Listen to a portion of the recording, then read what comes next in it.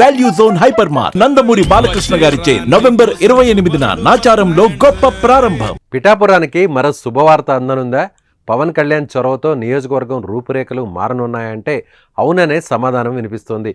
పిఠాపురాన్ని తన కంచుకోటగా మార్చుకోవాలని చూస్తున్న పవన్ కళ్యాణ్ నియోజకవర్గ అభివృద్ధిపై ఫోకస్ చేశారు.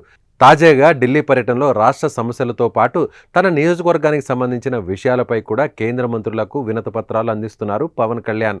కేంద్ర మంత్రులు గజేంద్ర సింగ్ షెకావత్, నిర్మలా సీతారామన్, సిఆర్ పాటిల్, అశ్విని వైష్ణవ్, శివరాజ్ సింగ్ చౌహాన్, అలాగే రాజీవ్ రంజన్ సింగ్లతో వరుస సమావేశాలు నిర్వహించి ఆయా శాఖలకు సంబంధించిన రాష్ట్రానికి సంబంధించి పలు అభివృద్ధి అంశాలపై చర్చించి వినతి పత్రాలను అందించారు. ఈ క్రమంలోనే రైల్వే శాఖ మంత్రి అశ్విని వైష్ణవ్తో ఏపీలోని రైల్వే ప్రాజెక్టులపై చర్చించారు.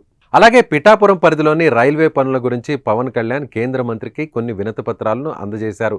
వాహనాల రాకపోకలు ఎక్కువగా ఉన్న పిఠాపురం మున్సిపాలిటీ పరిధిలోని సామర్లకోట, ఉప్పాడ రోడ్డులో రైల్వే ఓవర్ బ్రిడ్జ్ నిర్మించాలని ఆయన మంత్రిని కోరారు. ట్రాఫిక్ రద్దీని పరిష్కరించడానికి, రోడ్ కనెక్టివిటీని మెరుగుపరచడానికి రైల్వే ఓవర్ బ్రిడ్జ్ అవసరమని పవన్ కేంద్ర మంత్రి దృష్టికి తీసుకెళ్లారు. అదేవిధంగా పిఠాపురంలోని శ్రీపాద వల్లభస్వామి దేవాలయానికి భక్తులు అధిక సంఖ్యలో వస్తుంటారని రైల్వే శాఖ మంత్రికి తెలిపిన పవన్ భక్తులకు వీలుగా ఉండేలా 4 ముఖ్యమైన రైళ్లకు పిఠాపురం రైల్వే స్టేషన్లో హాల్ట్ ఇవ్వాలని కోరారు. Nanded Visakhapatnam super fast express, Visakhapatnam Sainagar Shirdi express, Visakhapatnam New Delhi Nanded, Sambalpur Nagavali express, AP ఎక్స్ప్రెస్లకు పిఠాపురంలో రైళ్లు ఆపాలని కోరారు.